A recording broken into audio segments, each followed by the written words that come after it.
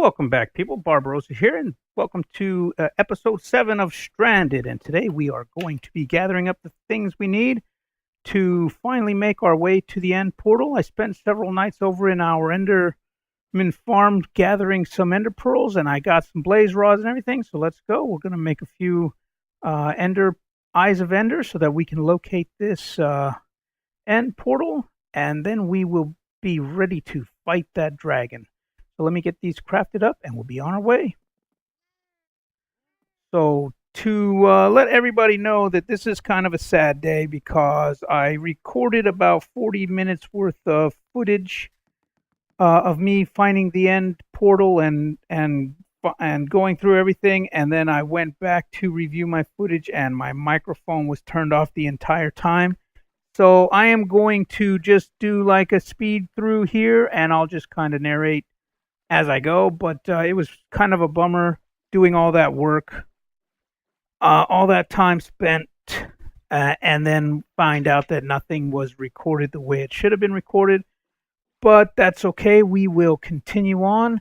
And so in here, I'm just finding my way through to the end portal. It's actually not too far away from where we had our base located. And as you can see, I don't really lose many eyes of ender on the way over there, and it was a pretty short journey, so it won't be too bad.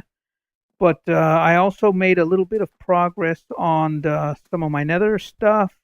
I built a little blaze farm. It's nothing very efficient or it's nothing very complex. The blaze farm that the blaze spawner that I was blocking off in the previous episode, I didn't get it quite all the way blocked off, so I had to go back in there and place a few more blocks. So it's basically 4 blocks all the way around the spawner, on the level of the spawner and the level above. So the level underneath can be blank and nothing will spawn down there. So what I did is I filled in all that area and then dug out the underneath portion and then just made a 1 block area that the blaze can spawn in and have them drop into a like a little chute that had some trapdoors in there where I could kill them and gather up some blaze rods easily without getting attacked or set on fire or anything. So I'll show you guys that in a little bit, or maybe even in the next episode. And then I also started working on the nether hub area. I decided to go with kind of a circular design with 4 tunnels heading off in the north, south, east, west directions. And I also found and linked up portals for the desert area that we found, and also the end portal that I will find later in this episode. And then I also extended one of the tunnels out to the nether fortress where we have the blaze spawner at, and I'll show you guys that so I won't have to be running around through the nether and dealing with all the dangers that come with that. As a matter of fact, when I was on my way back from the blaze farm, I fell in a giant hole and there was lava underneath me, and luckily I just caught the edge of a piece of or a block there that I didn't actually fall in the lava, and I was able to pillar my way back up. So that was kind of when I decided, hey, I need to do something about the nether before I lose everything in the lava. So that's why I started working on that. But it's basically a large circular area, and then inside I'm gonna try to decorate it in like a biome specific type thing. So I'm testing it out. I'm not sure how well it will work, but I'm thinking of like a dark forest, and then the roof will just be the leaves, and then I'll have some dark oak trees growing up in there, and just do a landscape kind of like you would find in a forest area.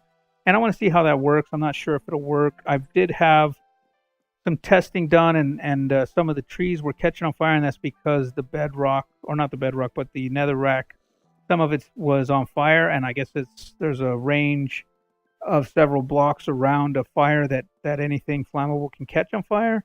So I had to go through the area and make sure there was no fires burning in the nether, which took it didn't take a whole lot of time, but it took a little while just to run through and see if I can find any fires in that area. And I'm not sure if I got them all. I was thinking of maybe turning the fire spread off, but I haven't decided if I wanted to do that yet or not. It's pretty easy to turn the fire spread off with a command, so I might do that if I need to. I haven't decided yet. Fire spread can be handy in some situations, especially if you're trying to clear large areas or anything like that. So other than that, I think that's all I did. I removed the retaining wall that I had put, and I'm going to redo it further back so that it gives me a little bit more space. I think I want to put maybe like a some shrubbery or something around it to make it look a little better, and we'll see how that goes. I haven't done anything else in the mining shaft area, but I will continue the tunnel down fairly soon. I'm not sure if I'll do it on camera or not. Probably not. Yeah, that's kind of grindy and it's not very fun to sit through that kind of stuff. So I'm trying to think of the best content I can. And this content that I recorded yesterday, I thought was really good. I had some good, what I thought was good commentary, and it was a real bummer when I went back and found out that none of it was there. And I was trying to play through without too many jump cuts, so that you guys can kind of see the whole process. I did jump, or I did cut once when I was in the fortress because it was really dark and it was hard to get around because, as you'll see here in a little bit, that fortress is pretty crazy as far as the way it spawned in. Lots of it spawned like in the middle of a ravine, so there's large areas that are just gone and hard to traverse. But we didn't really gather much loot in there, so I'm gonna have to go back sometime and go through the library and stuff and see what kind of books they have in there. As far as my fishing farm is concerned, I did do a lot of AFKing there, and I got several more books and some other things. I got I think efficiency 4 and mending on the pickaxe, and then I got power 4 on the bow. So we'll see how that works out, and we'll keep trying to get more books and more enchanted items as we go. I still haven't found any more diamonds. I haven't really been mining very much, so we'll see how that goes. And then I've got some plans for my base area to build a fort, and I will get to that fairly soon. I want to get a villager trading setup going so that I can get some more items easily. And I'll let you go here, and then we'll just kind of watch for a little bit. Catch you guys soon. Bye.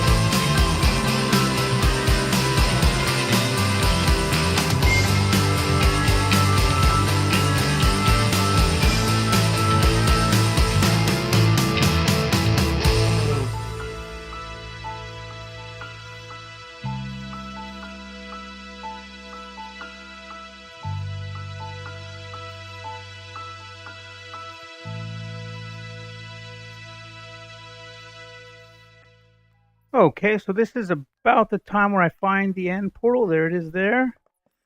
And when as soon as I pushed that button, that door fell off. So I stepped back a little bit so that I didn't get a lot of silverfish spawning in. And then I decided to gather some more torches since I was out and go back in there so that I can get in there quickly. What I'm doing is just lighting up this area a little bit to keep mobs from spawning in around me so that I can clear this room a little bit easier. And then I found this really nice mine shaft, abandoned mine shaft out here.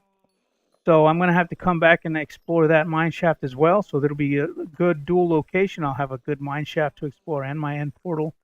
So that way I can get to the end dimensions easy.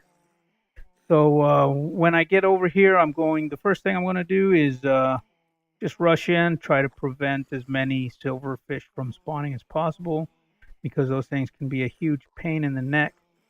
So I just kind of rush in and take care of it as quickly as I can. So once I get done lighting this whole area up, we'll get back into the portal room and then we can continue. Okay, so here we go. I filled the block and then I didn't want to get a lot of spawn, so I stepped back and then I just decided to rush in and see how it went. So the best way to get rid of a spawner like this is to just get rid of it. I didn't want to have to deal with it, so I did that. Then time to get rid of that lava, and then I'll use that obsidian to make the portal to get back to the Nether, so I can get back to my base. And so I'll just clear out this room, and then when this room is all cleared up, I will come back and see you guys then.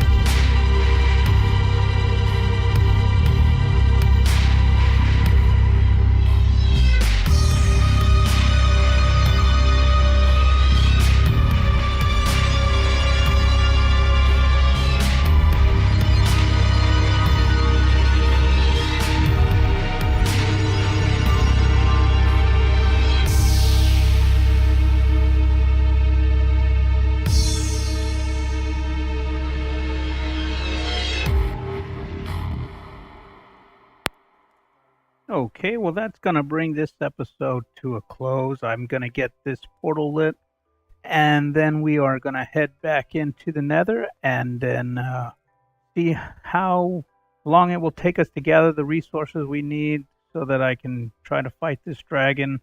I got an infinity bow right now, so arrows won't be a problem. So we'll get to that as soon as we can.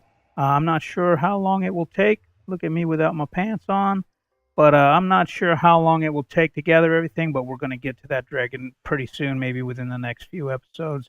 So thanks again for watching, and I'll see you next time. Bye bye.